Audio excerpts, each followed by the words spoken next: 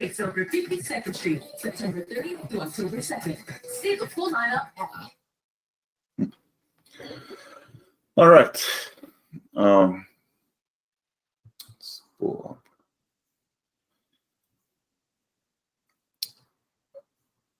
Chat, good morning. How's the video? Audio? Let me know if you guys can see my video and audio.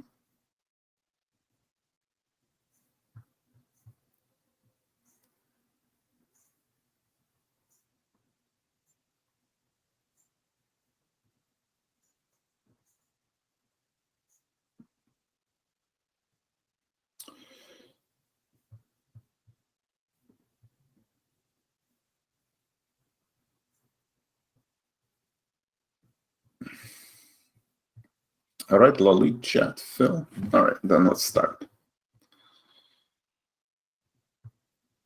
Welcome to Tradespoon and Yellow Tunnel. My name is Vlad Karpel. I'm CEO and founder of both companies. And today we're going to have a live trading room open to trade stock and options using Tradespoon and Yellow Tunnel technologies. Also welcome on the YouTube channel. We are everywhere. This is great. For those of you who are new, welcome. If this is your first live broadcast, please type in inside of the chat your name, just the first name, and just say hello. Tell me if this is your first time. My brief bio was Executive Vice President, Head of Technology at Options Express. From 1999 to 2007, Options Express was an online broker-dealer acquired by Charles Schwab. After that, I worked as a consultant and investor in several financial startups here in Chicago and hedge funds. Started Tradespoon in 2012, started Yellow Tunnel in 2018. Wanted to take this opportunity to say thank you to all the subscribers. Because of you, I'm able to do what I enjoy professionally, managing and trading. I've been doing that for over 15 years. I manage all of my money, mentoring and teaching subscribers how to trade stock and options. And finally, my background is technology. I was a CTO in multiple public companies, and I love building models and technology to help me trade. Disclosures: trading stock and options involve risk, not suitable for everyone. If you're new to options or stock trading, I encourage you to visit optionsscreening.com to understand the risk associated with trading options. I'm not a financial advisor. I'm not registered with FINRA nor SEC. I'm showing you what I do in my own account based on my own risk tolerance level. For general education information purposes only, please consult your financial advisor prior to making any trading decisions. Also, it should not be assumed that the future trade picks will be profitable or will equal past performance. All right, bear with me. I know some of you here every day, some of you here only the first time, so I do have to cover some of the educational concepts. We'll try to finish it before market opens. But even if you're here every day, it's very important to go over these concepts. You know, I have a junior in high school.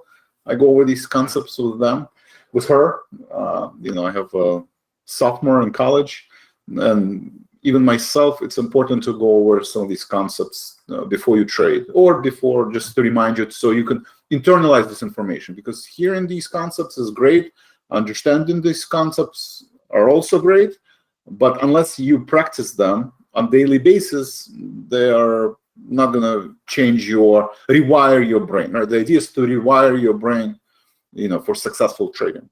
One is the economy of control. Right? The economy of control. What does that mean? Again, coming from the Stoic philosophers. This is the latest couple of books I've read. We've talked about, ability to process versus outcome. Right? That's the economy of control. I used to call it process versus outcome. I think this is just a fancy term. I was taught to always use fancy terms. They have better effects on people. So great. So it's a process versus outcome. The concept of the economy of control is that you can only control your thoughts and actions, right?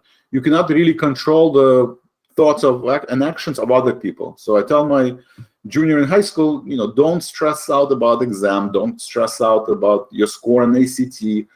It will be whatever, you don't have control over the weather or the air condition noise.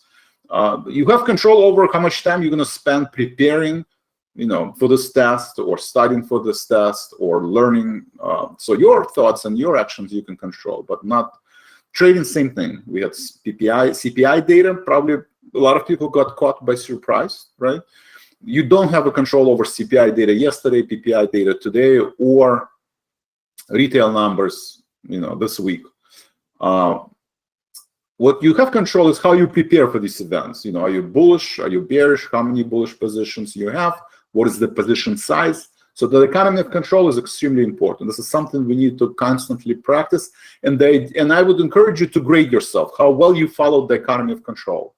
What does it mean? Every time you trade, document it in your journal and write down if you follow in your process, right? And obviously you don't have a control of outcome. Every single trader, no matter how successful or unsuccessful they are, they have good trades and they have bad trades, right? So the idea is to follow a certain process, your morning routine, your goals, right? And then grade yourself. If you follow your journal, you follow your process, your trading plan, you didn't deviate from your trading plan, then you grade A and B. If you deviate from your trading plan, then you put C and D, right? You grade yourself C and D, just like in school. The idea is to always concentrate on the process, and then you give yourself A and B. Some trades will be successful, some trades are unsuccessful. Some people were bullish going into CPI print, some people were bearish into CPI print, some people made money, some people lost money. And that's just the way it will always work. Negative visualization is extremely important, right? That's the second concept, again, from Stoic philosophy. The idea is to go through a scenario, positive and negative scenario, every time you trade. Unfortunately, we're wired to protect our brain. So most people don't look at the stop losses, or they have mental stop losses, or they have stop losses that sometimes they follow, sometimes they not. So this is an important part of daily routine. Every day, I encourage you to go through negative visualization and document it in your journal. What is negative visualization in trading? Well, what happens if the trade goes against you, right? That's what negative visualization. Let's say you look at the S&P futures, we reach, 390 on SPY or 3,900 on S&P futures. And you see this is a pretty strong support, right? This is a pretty strong support. Market is probably overreacted to the CPI and PPI print. You have a support May 20th. So you say, listen, market is oversold. Market usually doesn't drop 5% in one day. So I'm going to put on my contrarian hat and go long, right? I see support here, overhead resistance. So we're talking about very important support level that goes back multiple months, spans over multiple months. This is, again, the warfare, bulls and bears are entrenched. This is not just a, level playing field. There's a lot of entrenchment using the war terms, right? When you read Russian news between Russia-Ukrainian war, if you go in regions where the army was there for 8 years and they're entrenched, it's very hard to get them out of that. But if you go to regions like Kharkiv where there is no entrenched, and then the positions are given up very easily. Same concept in trading, right? Bulls and bears are mentally entrenched, right? Mentally entrenched, right? So they're not going to give up these positions very easy. So one thought process is that, yeah, maybe we'll try to retest this level again, but we should at least bounce back and maybe retest this highs, right? Maybe that's your idea. That's a pretty sizable move, right? From 394 to 4,1200, maybe 16 points on S&P, maybe 4%, maybe 3%, maybe 4%, right? So this is your thought process. You go long, right? And usually that process stops, right? For most traders or most new traders, the process has to continue, right? This is a positive visualization, right? You convince yourself, right? We always have self-serving bias, right? You can easily convince yourself that market is going to rally because it's oversold, and you can see the support, and all the negative news is already factored in, and we're approaching the midterm elections, and usually after midterm elections, market rally, and what else? And then we have new earnings season starting in the next couple of weeks, and that's been better than expected. So this is your argument, right? You write it down in your journal. It makes sense. This is positive visualization. Immediately after, before you enter the trade, you have to go through negative visualization, right? Negative visualization. What happens if this level doesn't hold? Where's the stop level? Well, next level is 3,800, right? Also very important level. This was May low. We reached that level before bouncing back. We bounced off in July. So again, multi-month support level, not a small. So that could be your stop loss, right? If you're short-term aggressive trader, you basically say, well, I want to, what is it, 100, 200 points to the upside, right? On S&P futures, maybe 200 points to the upside. And maybe, 100 points to the downside or 150 points to the downside. Right, so that's your stop loss, right? I mean, obviously, if this level doesn't hold, then you can immediately get out, or you can use this level as your stop loss, right? So this is your first resistance, right? If you're a day trader, I would use, or short-term trader, I would use this as resistance one. Maybe you want to give yourself a little bit more time, right? If you're doing weekly, monthly trade, you can say, okay, if this level doesn't hold, then 3,800 level will hold, and then we are, R3 is the retesting 52-week low. So going through negative visualization and determining that the stop losses are extremely important, right? Extremely important. So I encourage you to do that, whether you choose R1 as your stop loss, if you're short-term trader, R2 if you're thinking about weeks or months, or R3 if you think about quarters. These are very important support levels, right? Sorry, not resistance, support. I don't know why I put that. It's not R1, it's S2. So S2, support, S3. Support 2, support 1. So negative visualization is extremely important, and determining your stop losses are extremely important.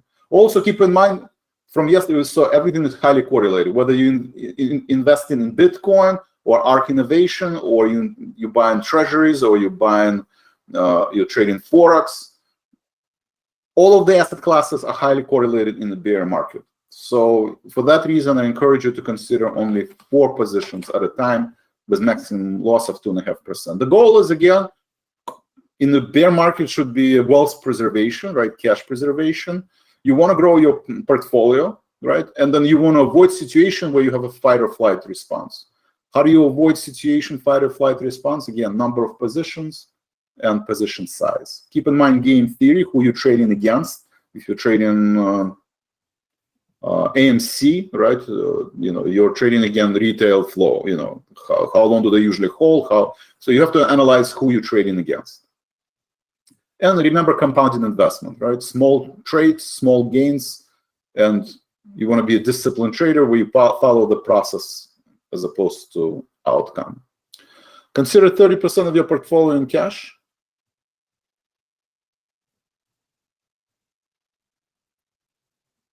Nurse lady, thank you.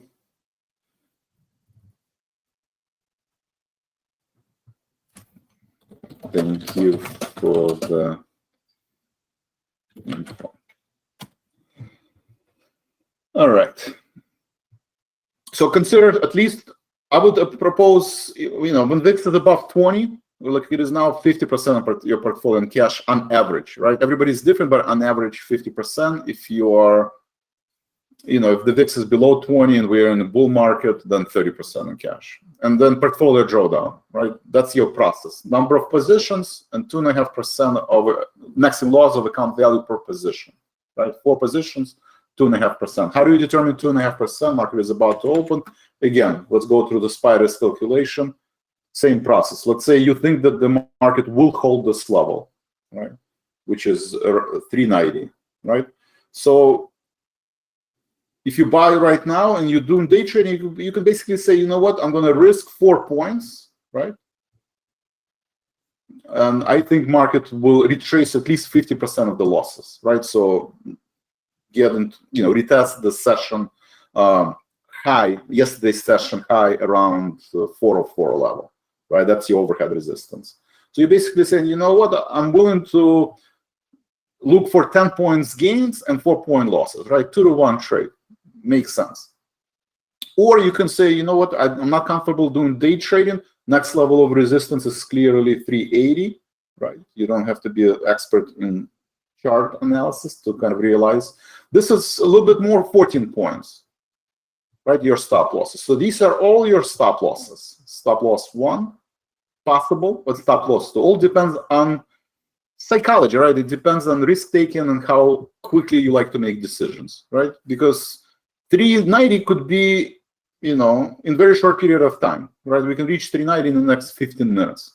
380, well, probably it's going to take a few weeks to reach 380, right? So it just depends, again, on how quickly you like to make decisions and your profile as a trader. So those 4 points, 14 points, obviously, if you're thinking about months, you can say, you know what, I think we will retest the lows, so 370. That's 24 points. So these are your stop losses, right? These are your stop losses. And then now you have to figure out position size, right? Position size is the most important. I propose, doesn't matter if you're trading spiders or you're trading AMC or Forex or futures on futures on options. However exotic, asset classes you find, right? The only difference they move into, AMC can move 50% in one day. Spiders will not move 50% in one day, right? It can move 4%. So, but in both cases, whether you're trading spiders or you're trading AMC stock or GameStop, GME, you don't want to risk more than $250, right? On a $10,000 portfolio, that's 2.5%, right? So position size is important. Always have the same position size. If you're trading options, translate it into the stock, right? If you're trading one contract of Spider, if you're trading one contract of ARK, well, that's 10. For one contract of spiders, it's 10 contracts of ARK, assuming the same beta. If ARK is beta, 2, then maybe it's 1 to 5 or something like that. But strike price matters, right? Because you're managing different amount of money and leverage. So $250 on stock, 4 points. That means you can buy.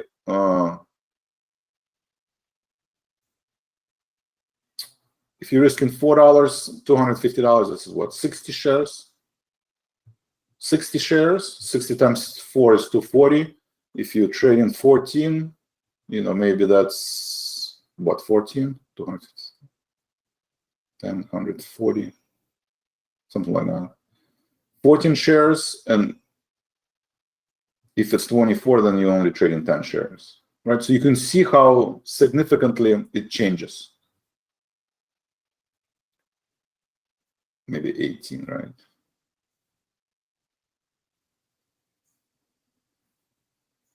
So, but you get the point. So depending on if you're day trading, right, the shorter you're trading, the size is increasing. The longer the size will decrease because you're giving yourself more time. So I would encourage you to always give yourself more time when you're trading, right? So that means the position size will decrease. The most common mistake, obviously, you buy 60 shares.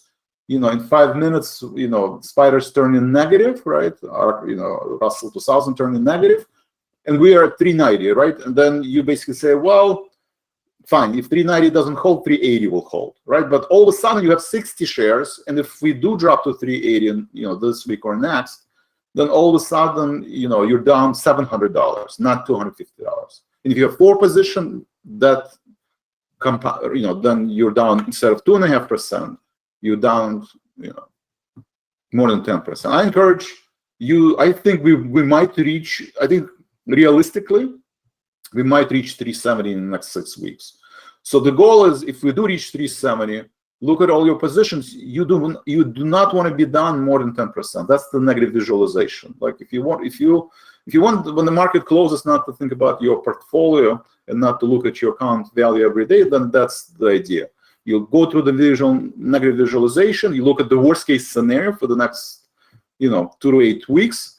If the worst case scenario is market retesting the lows, then at that point, you do not want to be down more than 10%. If you're bullish, if you're bearish, the reverse, right? Market can reach. Yesterday, I thought it can get down to the trend line, but at least it can reach to 420, right? So same thing. If you're overly bearish and the market after retail numbers or after Fed meeting next week rallies to 420, which is completely possible, right? 30 points, same scenario, right? You don't want to be down more than 10%, and if the market does rally. Any questions? All right. I know Bob is going to start wondering about the trades. So let's talk about the trades. So yesterday, again, I was bearish going into CPI data, right? Going into CPI data, I said, market can reach 420, maybe even 425, but I would not chase the market, and so I was bearish. But when the market dropped, 5%, I was, I'm less bearish, right? So I reduced some of my short positions and added some of the long positions. So what did I do? Yesterday, let's review yesterday. So the closing bell, I closed the 125, 130 call spread on XOP. I think oil drillers are overbought, right? And I think, it's a pretty strong rebound, above 62% retracement. I think it's a little bit overdone, especially with the market pullback for 5%. So I closed the long call spread. I put an order to close to 80 to 60 put spread, right? So now reducing some of the short position. I lag into a put spread, 240 to 20 put spread, sold at 220 put again. In all of this is to increase the portfolio, increase the portfolio delta, right? Become more bullish. This is more bullish. This is more bullish. This is I just want to preserve the profits or not make it a losing trade. And then I bought spiders, right? I've been trading around spider position. I reduced my SH position, right? So going back to profit accelerator on yellow tunnel, same kind of thing. Or in elite circle, the idea is to reduce the exposure. Right, same trades. What else did I do?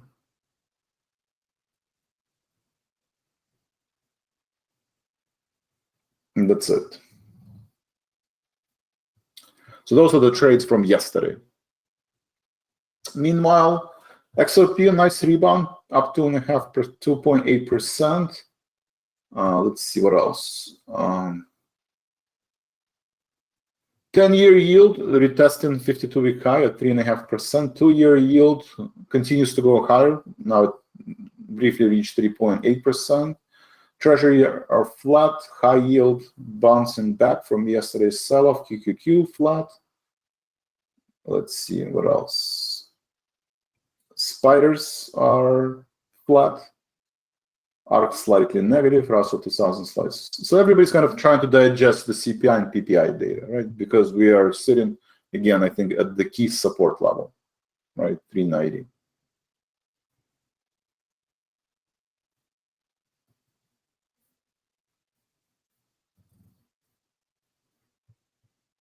Any questions? Good morning, Raymond, Kevin.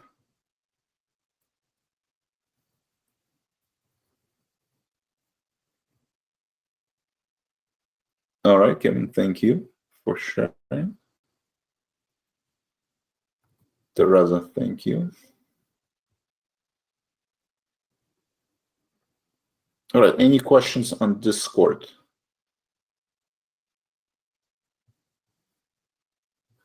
All right. Okay, let's review the rest of the positions. And again, overall, I propose, again, I have overall either market neutral or bearish portfolio, right? If you're bearish at 410, you probably want to be less bearish right now, right? Reduce some of these short positions because market is extremely oversold, right? Market usually doesn't, and it's sitting at the key support level. So, 7 out of 10 times it bounces, at least 50% retracement, right? So it's reasonable to assume we drop below 50-day moving average, that we at least get to the 50-day moving average and try to reclaim session high from yesterday, which is significant, 10 points, it's 2.5%. So I would reduce some of the short positions, maybe add some of the long positions, but overall still either neutral portfolio if you're or slightly bearish portfolio. or bearish, right? Look at the data, look at yesterday, or look at today. If spiders, well, right now it's flat, but if spiders is up 1%, you want to be down less than 1%, right? Maybe 0.5% at this point. So what do I have? What's some of the positions I have?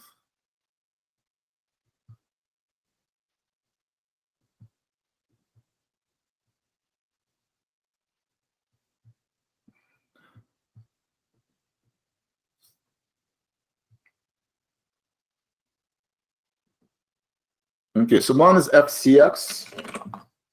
Copper is extremely sensitive to all economic indicators. Actually continues its downward momentum, down 3%. Again, very sensitive to interest rates, very sensitive to talks of recession. Dollar, right? Strong dollar. Dollar continues to go higher, right? It's a very strong rebound. I mean, it's pulling back, but again, retesting 52-week high or 20-year high, right? It hasn't been at these levels for the past 20 years. So, and one of the so FCX, I am bearish FCX. I do have a put spread. It expires in November, so I have time. 30.25 put spread. Let's see. I do have NOC. Kind of been trading around this position. 470, 489. Let's see. Kind of been trading around this position. It's bouncing back.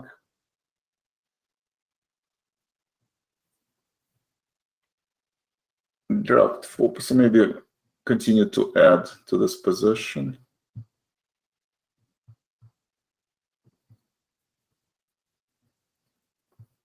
So my thought process is that the market is oversold and this level will hold. And if it doesn't, then I would probably have to close some of those long positions. But I'm going to make an assumption that this level will hold, right? So, and since I'm overall bearish, I do want to add some of the stocks that I have. So I'm going to add to NOC.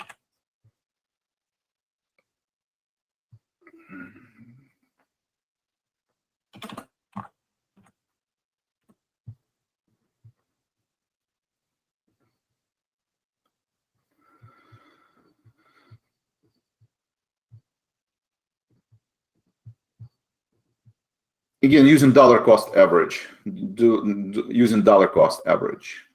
If spiders breaks through 380, I would have to revisit this position and probably maybe even close for a loss. But I have I am hedging it, so we'll see.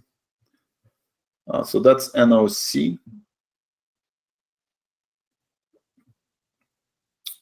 Position. QQQ. Again, overall, I'm bearish on QQQ. It is bouncing back up 0.5%. I think this level will hold, but I'm still have bearish position. I still have the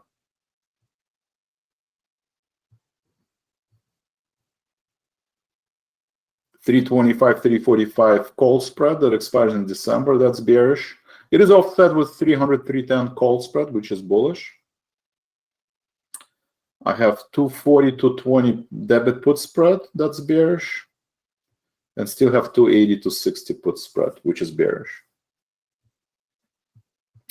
So that's QQQ. I did trim some of the SH position yesterday. Trim the SH position.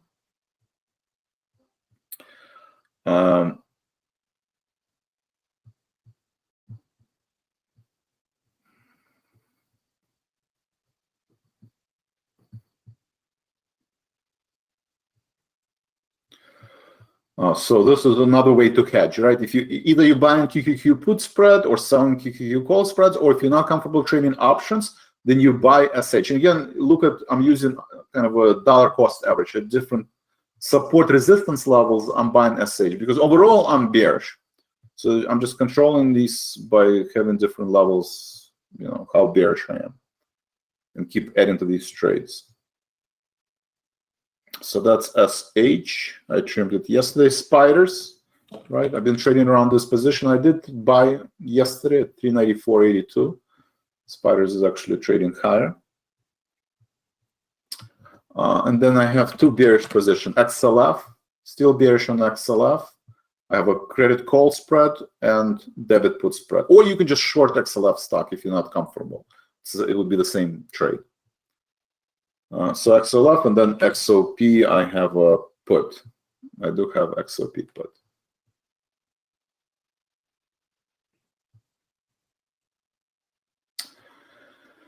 Meanwhile, looks like QQQ is up 0.5%, semis are up 80 basis points, spiders are up 0.5%, and bulls are trying to stage at least short-term recovery. Overhead resistance is around 404 level, right? Session high, yesterday's session high, around 403 level. That's the overhead resistance. Any questions? Angelique, welcome back. I'm great. How are you? How's summer? Discord, any questions from Discord? You can type inside of the, on the left-hand side, you should see stream chat. If you type in stream chat, click on stream chat, you'll see these chats, or inside of the live stream. Inside of live stream, you can also see chat. And then if there's an issue with the quality, then you need to upgrade your server, right? You need to upgrade your server.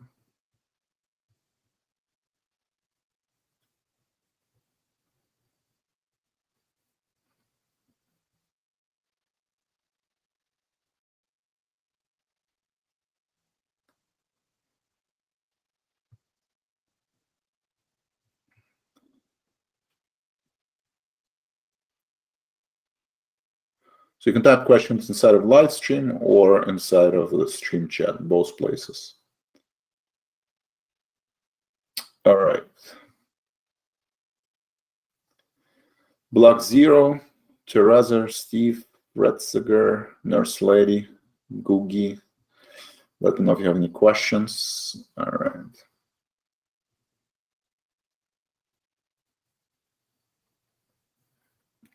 Kids are back in college, yeah. That is sad, but it's life. It's life. I have a sophomore in college.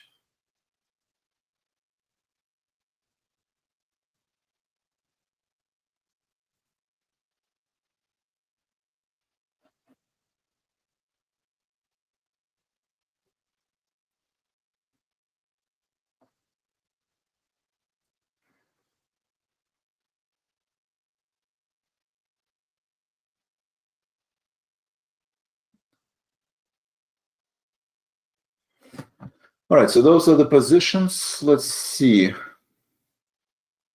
Any questions on how to hedge your portfolio? QQQ put spreads, QQQ call spreads, or SH?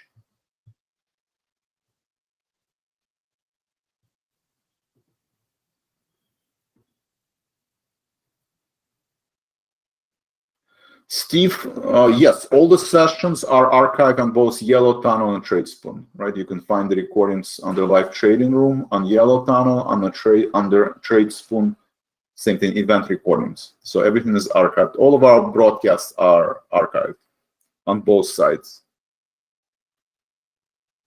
Steve, thank you. All right, any questions? So right now it's kind of, well, I would look at the closing, right? We're fluctuating between gains and losses. I would actually look at the futures. All right, so it's a pretty volatile session. So far, the rebound is pretty weak, right? We've been trading between 392 and 396 on spiders. On SPX index, 3,900 and 3,960. So it's kind of a pretty weak session. Pretty weak rebound so far.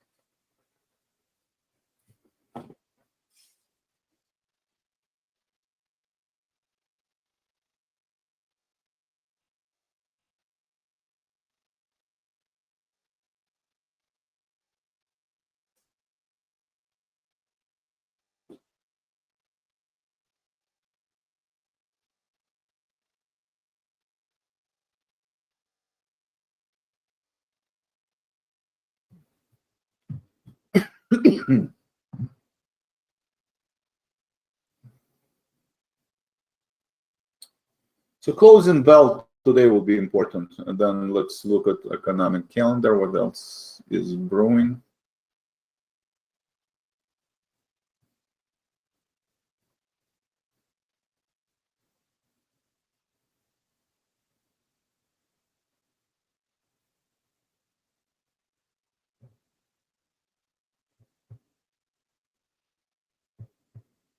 All right, so we had a CPI data worse than expected. PPI data was also worse than expected, right? I mean, the total went in line, but the core PPI, same issue as the core CPI.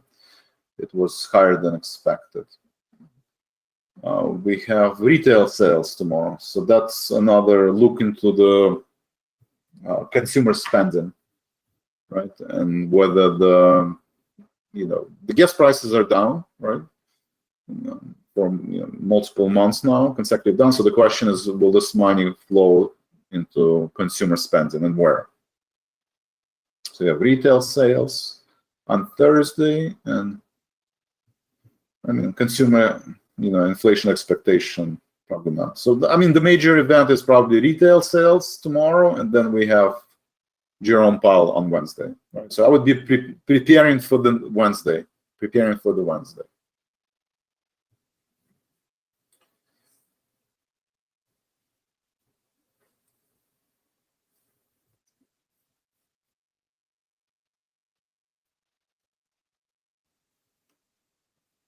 me know if you have any questions. Let's see, TLT slightly down, PD slightly up.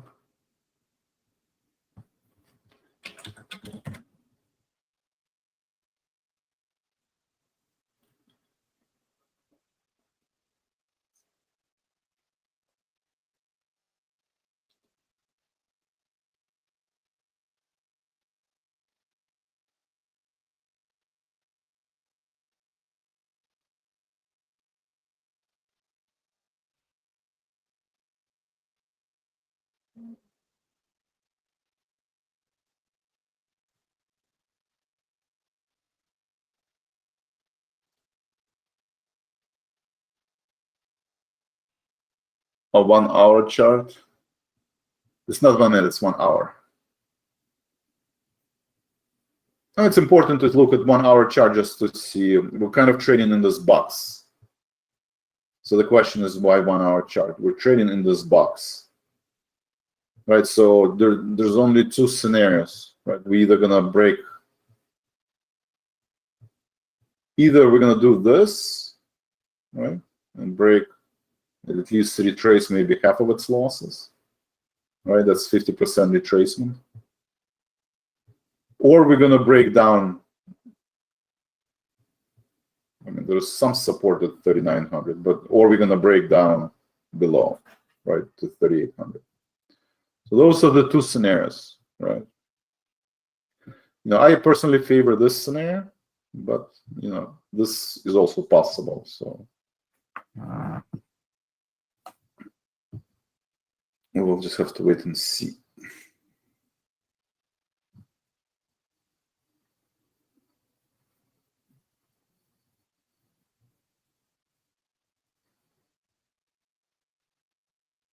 What else is? Enough. Do you have any other questions? Teresa, thank you.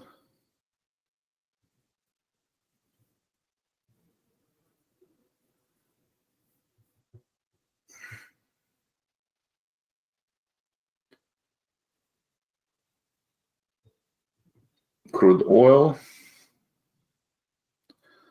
Looks like rebounding from the 80 level, strong rebound from the 80 level on crude oil. Let's look at other.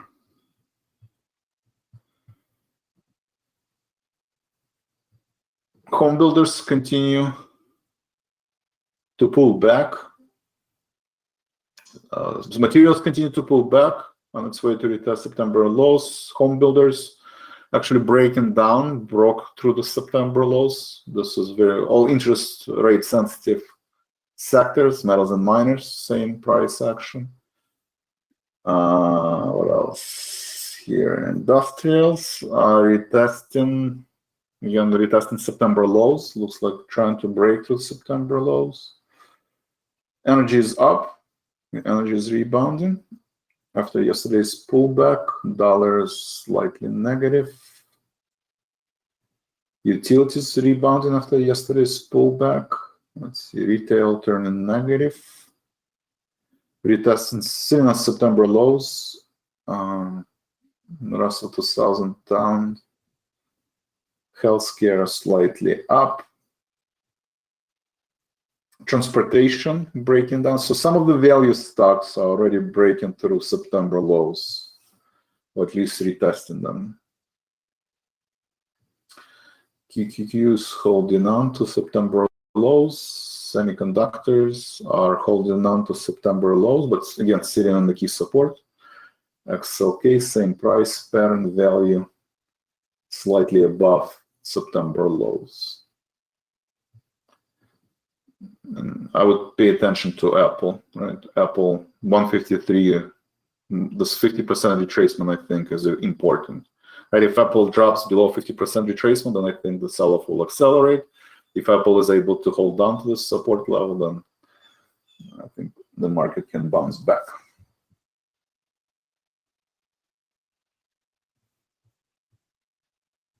Let me know if you have any questions.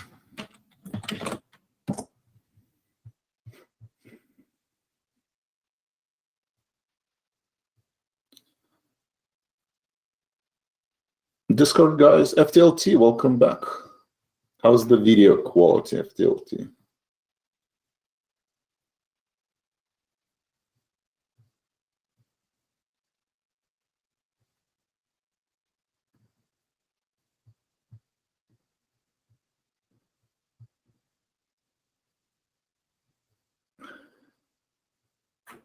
Much better, all right, that's good.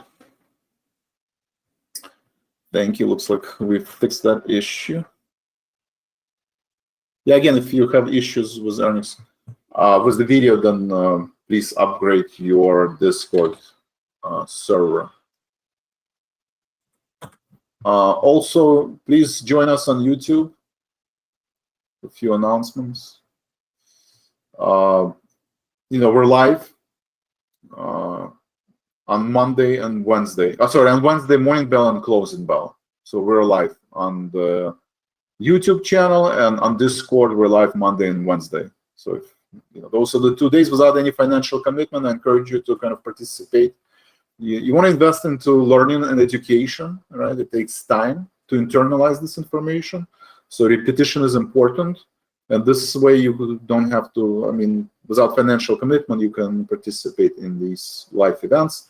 Also, you have several other updates and videos. So please click on subscribe. If you like any of this content, please, if you think the content is useful and it makes you a better trader or it's helpful, then please share on any social media or any blog. If you're part of any forums, traders forums on Facebook or Reddit or any other social channels, please copy the link to the video and share it, and just add a couple of your comments. That would be great.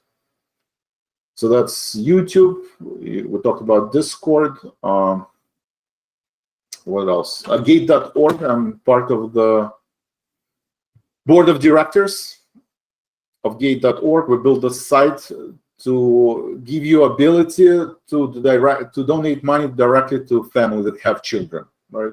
It's families that have children. Millions of families are still displaced. The war is still continuing on. It's probably going to take a long time to repair the damages. So anything you can do to help Ukrainian families, please click on donate now. And 100% of your donation goes to the family, right? This is all based on volunteering work.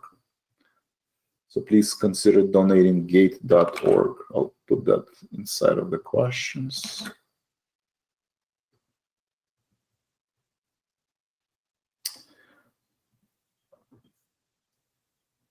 All right, questions. Let's see more questions. All right, good. Teresa, can we look at Spider's bear put spread for November or December? So Spider's put spread, I did the QQQ. You can do the same thing with Spiders.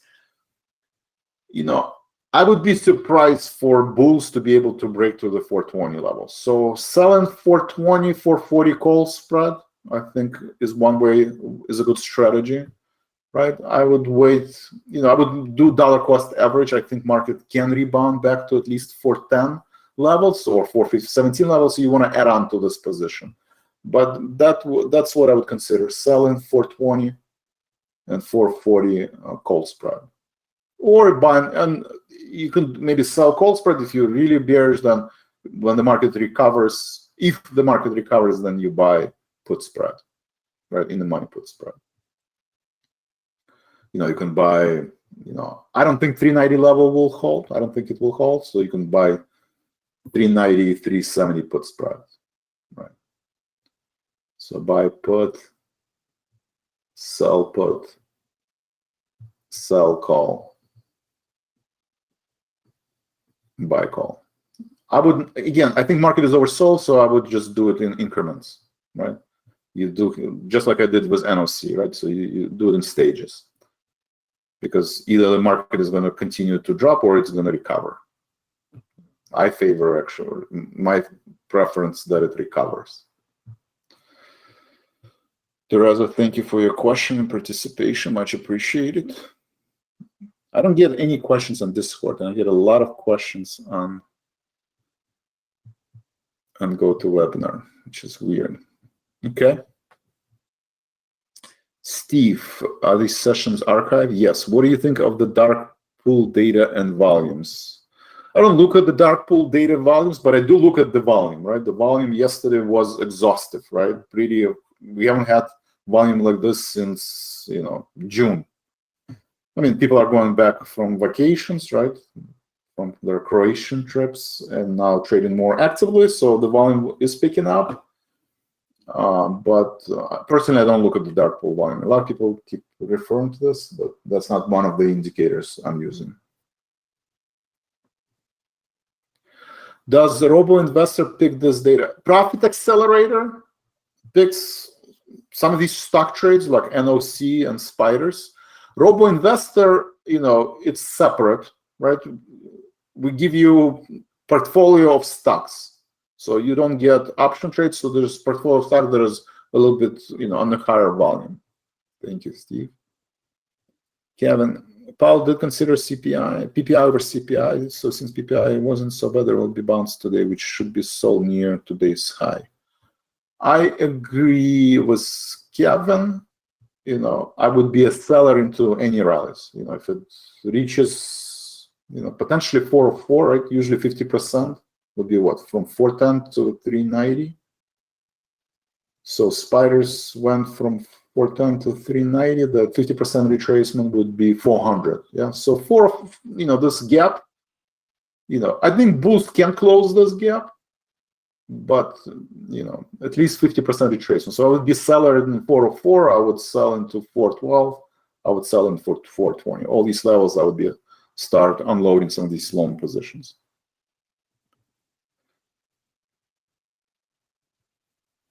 Carmen, so the question was, why do I look at the futures, or do they tell us, what do they tell us about the market? Well, they tell us, U.S. is not the only market, right? There is a European market, there's Asian market. So they're all important, and this kind of gives you continuing price action that happen outside of the market hours, right? And I can see, when PPI print happened, whether the market moved higher or lower. I don't know why I'm in Eastern time. Chicago.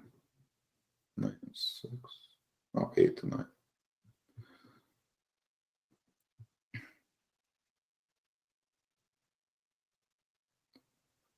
So I can see what happened during CPI print, you know, it dropped or heading into PPI, now it rallied. So futures data is important. Futures data is important because you can see support and resistance levels that you might not see during regular US session. I trade in NOC stock, right? So profit accelerator.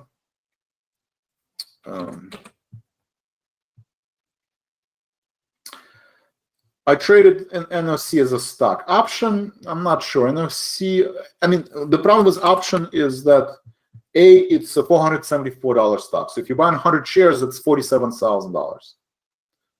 $47,000, plus it's pretty illiquid, right? It's not less than 1 million shares. So because it's illiquid and because it's such a higher price, I prefer to trade a stock, not options on NOC.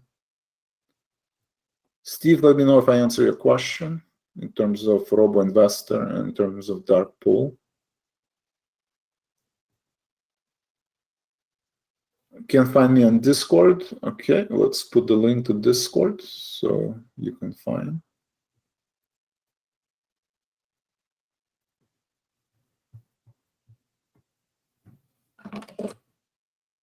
Okay, I just posted a link on Discord. Angelique, you just click on this link and register and you should be able. All right, Carmen, where do you get dark pool info? I'm not into dark pool, so I'm not the expert in dark pool. So you guys have to just research on your own. Starbucks ignoring. There's some news in Starbucks. New CEO, but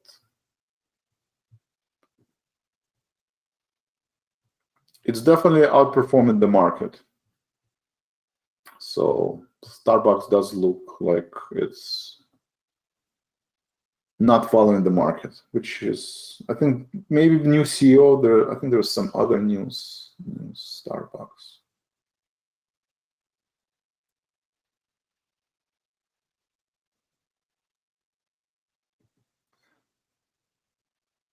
Raises forecast, new CEO. Plans 9,000. So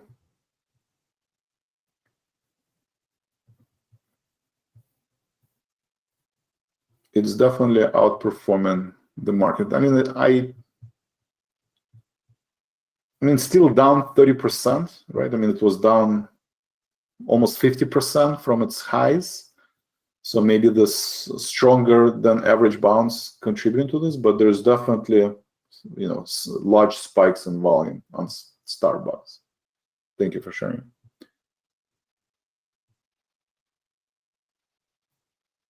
Carmen, thank you. Steve, thank you.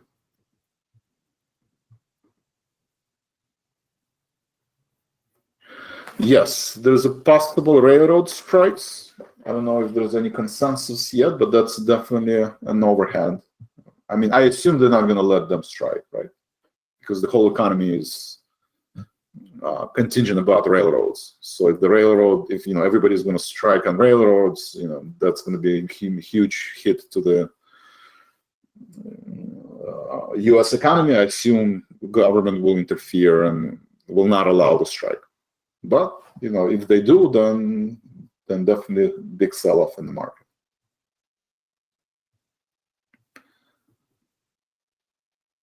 Cool news. Let me know which news. 14% increase in pay. Railroad. Yeah, that's. I mean, wage pressures is one of the issues. There's always these outlier events. At least right now, market doesn't seem to react to the news about railroad strikes. And from what I've read, U.S. government has ability to not allow the strike because of the adverse effect to the U.S. economy. All right, So far, Apple is up. That's good news. Let's look at some of the other stocks I'm following. And Tesla is up, doing pretty well, staying above 200-day moving average. That's good. Google is weak. Google actually basically retesting 52-week lows.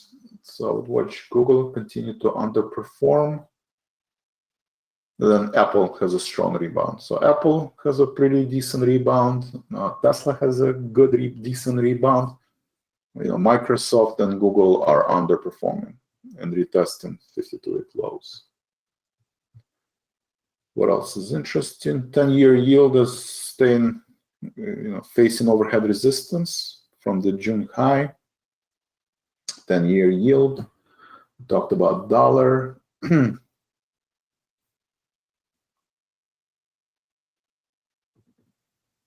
look at NOC, put some orders to close NOC.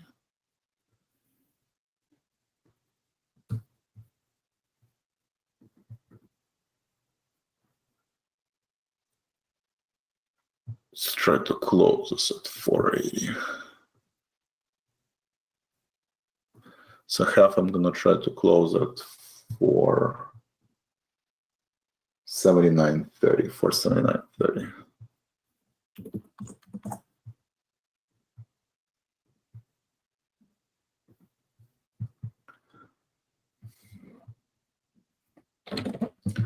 Again, using dollar cost average, we'll try to get 1.5% here and 2% here.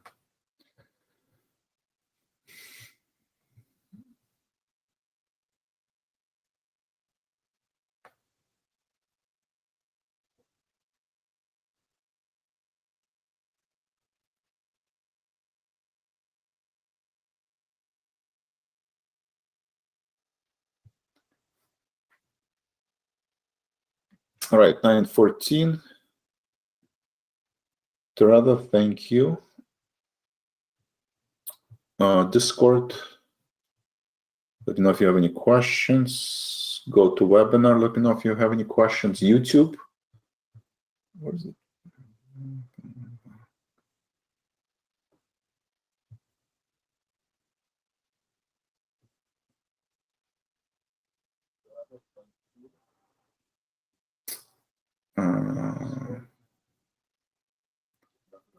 Let's see if there's any chat. Chat. Oh, chat. So you can type in chat.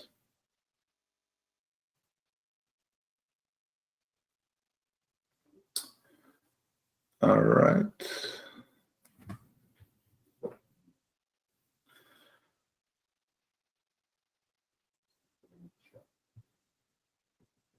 Angelica, it's good to have you back.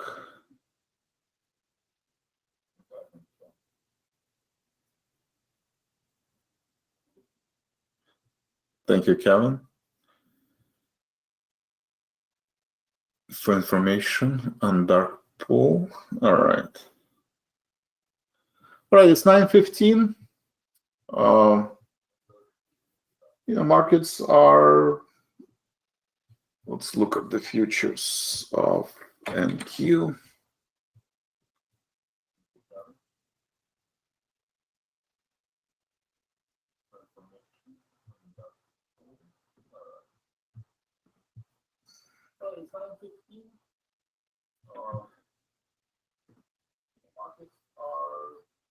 There's a little delay. That's interesting. All right. So you can definitely join us on the YouTube channel and ask questions. And what else? What did I want to say? So yeah, so we're looking for this. QQQs are also kind of range bound. It's kind of trading in this box since 2 o'clock yesterday. It's kind of trading in this box. Okay. We'll see what happens. All right, that's all I have for today. Thank you very much. Again, we have retail numbers this week. We have, pretty hawkish Fed on Wednesday.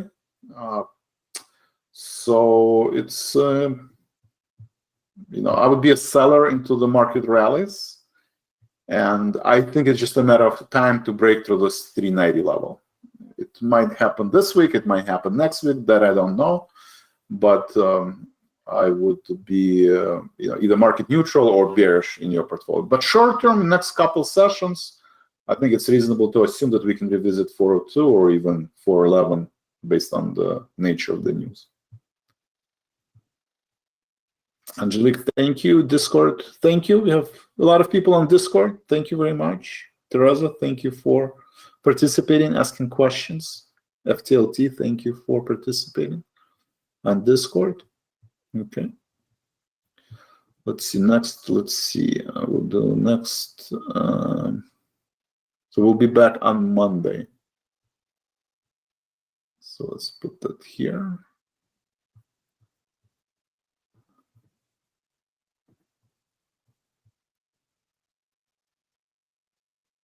Is on Monday.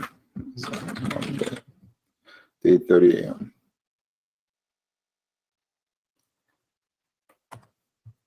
And then tomorrow. So tomorrow on Yellow Tunnel, we do have.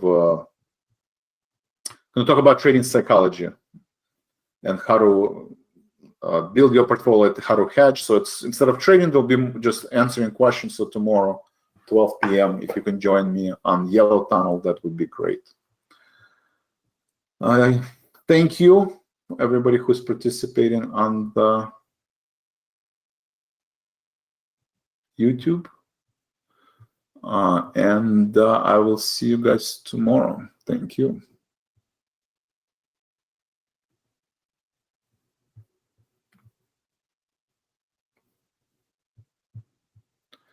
All right, go to webinar, guys. Thank you very much. Thank you for asking questions, and I will see you. Today is Wednesday, so Scott will do the closing bell. I'll see you tomorrow morning. Thank you, Phil. Angelique, thank you.